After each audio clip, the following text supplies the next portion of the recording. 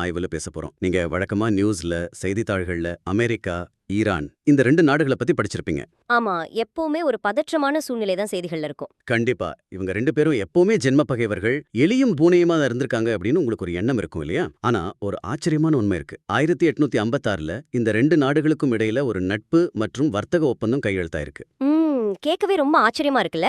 நிஜமாவே அந்த 2 நாடுகளும் ஒரு காலத்துல நண்பர்களா இருந்திருக்காங்க. சோ இந்த 250 வருட உறவு எப்படி நட்புல ஆரம்பிச்சு இன்னைக்கு இருக்கிற ஒரு பெரிய பகையா மாறுச்சு அப்படிங்கறத நாம முழுமையா அலசப் போறோம். இதுக்கு நமக்கு வழிகாட்ட போறது ஜான் கஸ்வினியன் எழுதிய அமெரிக்கா மற்றும் ஈரான் 1720 முதல் இன்று வரை ஒரு வரலாறு அப்படிங்கிற புத்தகம். அதாவது, இந்த புத்தகத்தோட ஆசிரியர் ஜான் கஸ்வீனியனை பத்தி நாம முதல்ல தெரிஞ்சுக்கணும். அவர் ஈரான்ல பிறந்து இங்கிலாந்துல வளர்ந்து ஆக்ஸ்போர்ட் பல்கலைக்கழகத்துல வரலாற்றுத் துறையில முனைவர் பட்டம் வாங்கியிருக்கார். 2 பக்கமும் இருக்கிற பார்வைகளை தெரிஞ்சவர் இல்லையா? எக்ஸாக்டா.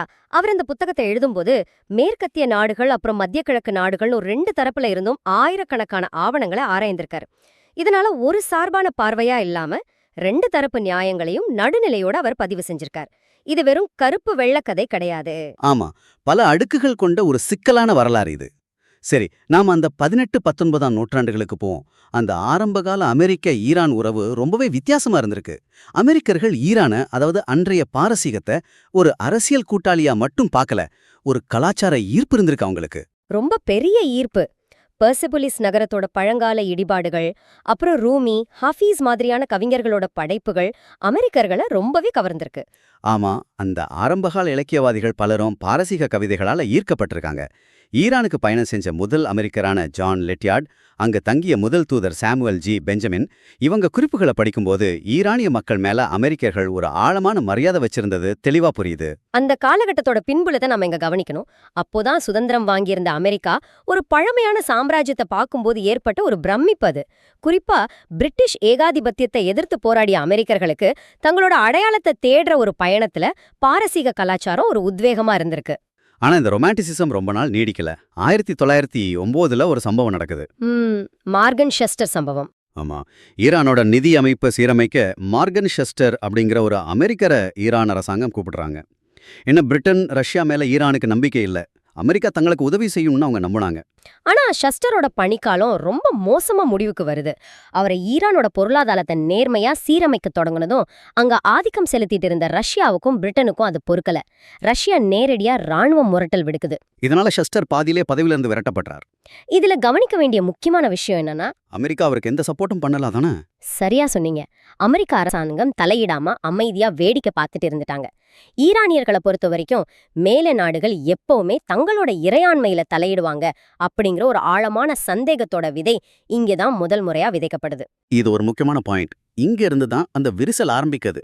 அப்புறம் நிலைமை கொஞ்சம் கொஞ்சமா மாறி பனிப்போர் காலத்துல முற்றிலுமா திசை திரும்புது. 2ஆம் உலகப் போருக்கு பிறகு அமெரிக்காவோட பார்வை கலாச்சார ஈர்ப்புல இருந்து மாறி முழுக்க முழுக்க புவியியல் அரசியலை நோக்கி போகுது.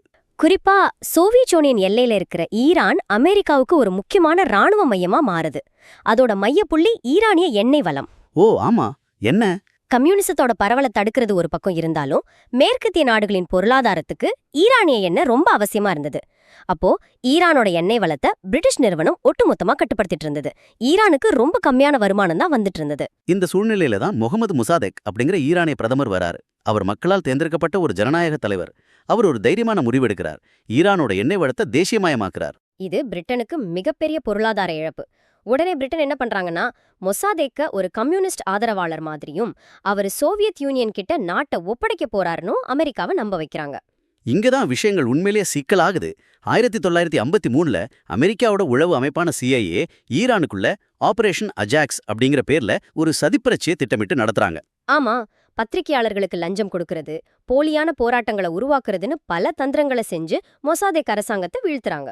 ஒரு ஜனநாயக நாட்டை, அதுவும் மக்களால் தேர்ந்தெடுக்கப்பட்ட ஒரு தலைவரை வெளிநாடு ஒன்னு சதி செஞ்சு கவிழ்க்கிறது அப்படிங்கிறது ஈரானிய மக்கள் மனசுல ஒரு பெரிய ரணத்தை ஏற்படுத்துது. இந்த 1953 சதி புரட்சிய அரசியல் வரலாற்றுல எதிர்மறை விளைவு, அதாவது ப்ளோ பேக்குக்கான ஒரு மிகச்சிறந்த உதாரணமா சொல்லலாம்.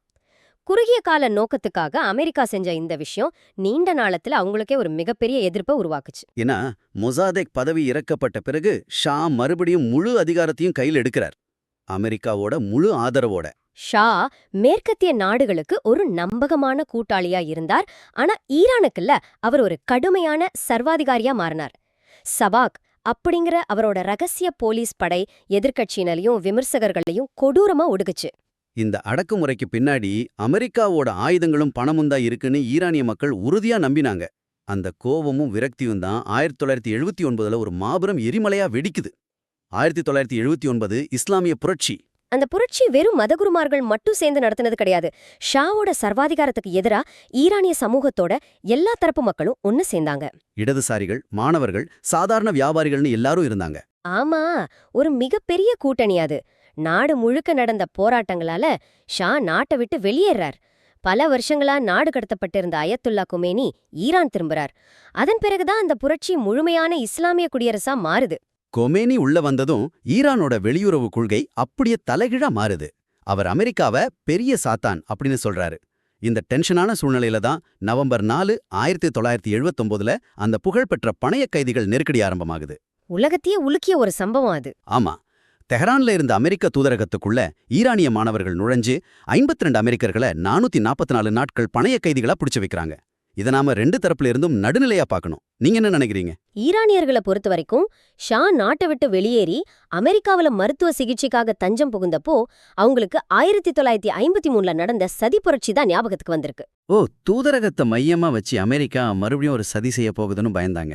சரியா சொன்னீங்க. அத ஒரு தற்காப்பு நடவடிக்கையா அவங்க பார்த்தாங்க. ஆனா அமெரிக்கர்களை பொறுத்த வரைக்கும் இது சர்வதேச சட்டங்களை மீறிய ஒரு மிக கொடூரமான செயல். ஒரு நாட்டோட தூதரகம் தாக்கப்படுறதும் குடிமக்கள் பிணை கைதிகளா ஆக்கப்படுறதும் அமெரிக்க மக்கள் மத்தியில ஒரு பெரிய அவமானத்தையும் ஈரான் மேல நிரந்தரமான ஒரு வெறுப்பையும் உருவாக்குச்சு. இந்த பணைய கைதிகள் நெருக்கடி தான் அமெரிக்க மக்களோட மனசுல ஈரானை நிரந்தரமா ஒரு எதிரியா முத்திரை குத்திருச்சு. இதோட தொடர்ச்சியா 1980ஸ்ல நடந்த சம்பவங்கள் இந்த பகையை இன்னும் ஆழமாக்குச்சு. 1980ல ஈராக் அதிபர் சதாம் ஹுசேன் ஈரானின் மேல படையெடுக்கிறார். அந்த 8 வருஷ கொடூரமான போர்ல அமெரிக்காவோட நிலைப்பாடு ரொம்பவே தந்திரமானதா இருந்தது. அதிகாரப்பூர்வமா அமெரிக்கா நடுநிலை வகிக்கிறதா சொன்னாங்க. ஆனா நிஜத்துல அவங்க இரட்டை நிலைப்பாடு அப்படிங்கிற ஒரு வியூகத்தை கையாண்டாங்க.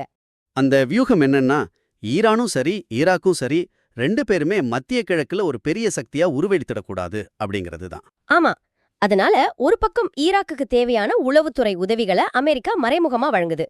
இன்னொரு பக்கம் ஆபரேஷன் ஸ்டான்ச் மூலமா ஈரானுக்கு எந்த நாளும் ஆயுதங்கள் விற்கக்கூடாதுன்னு கடுமையான தடையை கொண்டு வராங்க. இங்கதான் ஒரு பெரிய ஆஹா தருணம் வருது. இதுல இருக்கிற மிகப்பெரிய முரண்பாடு என்னன்னா, இதே அமெரிக்க அரசாங்கம் தான் அந்த போர் நடந்துட்டு இருக்கும்போதே ஈரானுக்கு ரகசியமா ஆயுதங்களையும் வித்திருக்காங்க. வரலாறுல இதுதான் ஈரான் காண்ட்ரா விவகாரம் அப்படின்னு அழைக்கப்படுது. இதை கேட்கறவங்களுக்கு ரொம்ப ஆச்சரியமா இருக்கும். எதிரிக்கே ரகசியமா ஆயுதம் வித்திருக்காங்க. இதோட பின்னணிய நாம ஆழமா புரிஞ்சுக்கணும். அப்போ லெபனான் காட்டுல ஈரானின் ஆதரவு பெற்ற ஹிஸ்புல்லா அமைப்பு சில அமெரிக்கர்களை பணைய கைதிகளா பிடிச்சு வச்சிருந்தாங்க. அவங்கள விடுவிக்கிறதுக்காக அமெரிக்கா இஸ்ரேல் மூலமா ரகசியமா ஈரானுக்கு ஏவுகணைகளை விற்பனை செய்யுது. அது மட்டும் இல்லாம அந்த ஆயுத விற்பனையில கிடைச்ச லாபத்தை எடுத்துட்டு போய் நிக்கரகுவாவுல இருந்த கான்ட்ரா கிளர்ச்சியாளர்களுக்கும் நிதி உதவியா கொடுக்கறாங்க. அமெரிக்கா நாடாளுமன்றம் இதுக்கு தடைப்பட்டிருந்தும் அரசாங்கமே சட்டத்தை மீறி செஞ்ச ரகசிய பரிவர்த்தனை இது. வெளியுறவு கொள்கையில ஒரு நாடு எந்த அளவுக்கு முரண்பாடா செயல்பட முடியும் அப்படிங்கறதுக்கு இது ஒரு பெரிய உதாரணம். ஆமா, இது ஒரு பக்கம் நடந்துட்டு இருக்கும்போதே 1988ல இன்னொரு மிக துயரமான சம்பவம் நடக்குது. வளைகுடா பகுதியில ரோந்து பணியில இருந்த ஒரு அமெரிக்கா போர்க்கப்பல் ஈரானோட ஏர் ஃபிளைட் 655 என்ற பயணிகள் விமானத்தை தவறுதலா ஒரு போர் விமானம்னு நினைச்சு சுட்டு வீழ்த்துது. அதுல குழந்தைகள் உட்பட 290 அப்பாவி ஈரானியர்கள் கொல்லப்படுறாங்க. அமெரிக்காவை பொறுத்த வரைக்கும் இது போர் பதற்றம் நிறைந்த பகுதியில நடந்த ஒரு சோகமான விபத்து. ஆனா ஈரானை பொறுத்த வரைக்கும் அமெரிக்கா தங்களை அழிக்க எந்த எல்லைக்கு வேணாலும் போவாங்க அப்படிங்கறத நிரூபிக்கிற ஒரு செயலா இதை அவங்க பார்த்தாங்க. ஈரானிய தலைமை அமெரிக்கா தங்களுக்கு எதிரா முழுமையான போர்ல இறங்கிடுச்சுன்னு நம்பினாங்க. அந்த அளவுக்கு இந்த சம்பவம் ஈரானியர்கள் மத்தியில ஒரு ஆழமான தாக்கத்தை ஏற்படுத்துச்சு. இவ்வளவு கசப்பான வரலாற்றை தாண்டி 1990களில் ஒரு சின்ன நம்பிக்கை கீற்று வருது. ஈரானில் முகமது காதமி அப்படிங்கிற ஒரு மிதவாத பார்வையுள்ள அதிபர் பதவியேற்கிறார். அவர் 1998ல நாகரிகங்களுக்கு இடையிலான உரையாடல் அப்படிங்கிற ஒரு சிறப்பான முன்மொழிவை வைக்கிறார்.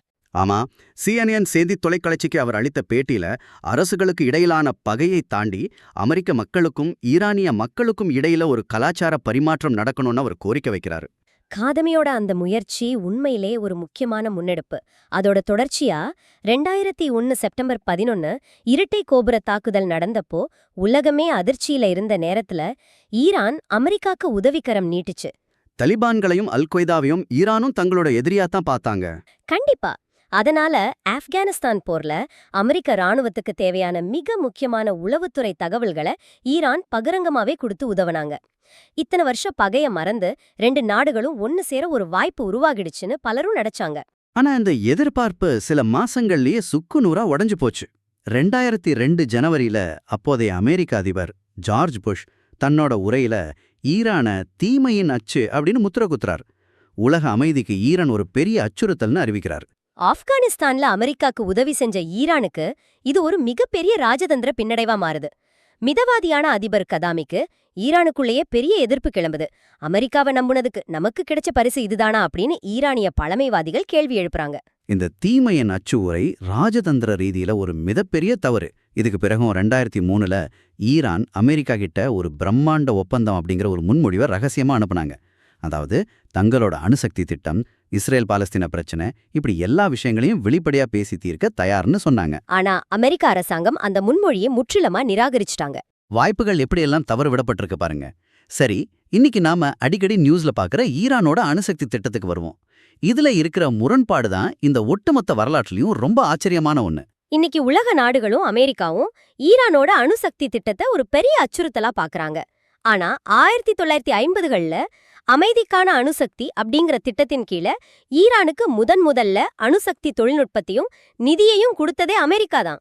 ஷா பதவியில இருந்தப்போ அந்த தொழில்நுட்பத்தை கொடுத்த அமெரிக்கா 1979 புரட்சிக்கு பிறகு அதே அணுசக்தி திட்டத்தை ஒரு சர்வதேச நெருக்கடியா பார்க்க தொடங்குச்சு.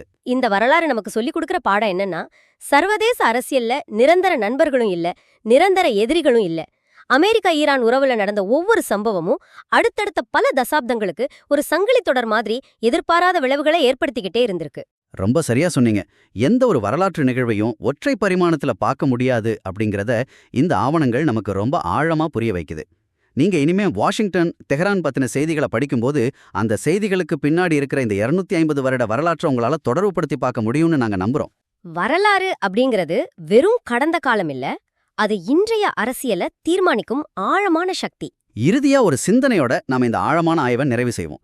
ஒருவேளை 1953ல ஈரானோட ஜனநாயக அரசாங்கம் கவிழ்க்கப்படாம இருந்திருந்தா, ஈரானிய மக்கள் தங்களோட சொந்த தலைவர்களை தாங்களே தேர்ந்தெடுத்த நாட்டை வழிநடத்தியிருந்தா, அல்லது 2002ல அந்த தீமையின் அச்சு என்ற வார்த்தைகளுக்கு பதிலா ஈரான் நீட்டிய அந்த ராஜதந்திர கையை அமெரிக்கா பிடிச்சிருந்தா, இன்னைக்கு மத்திய கிழக்கோட அமைதி எப்படி இருந்திருக்கும்?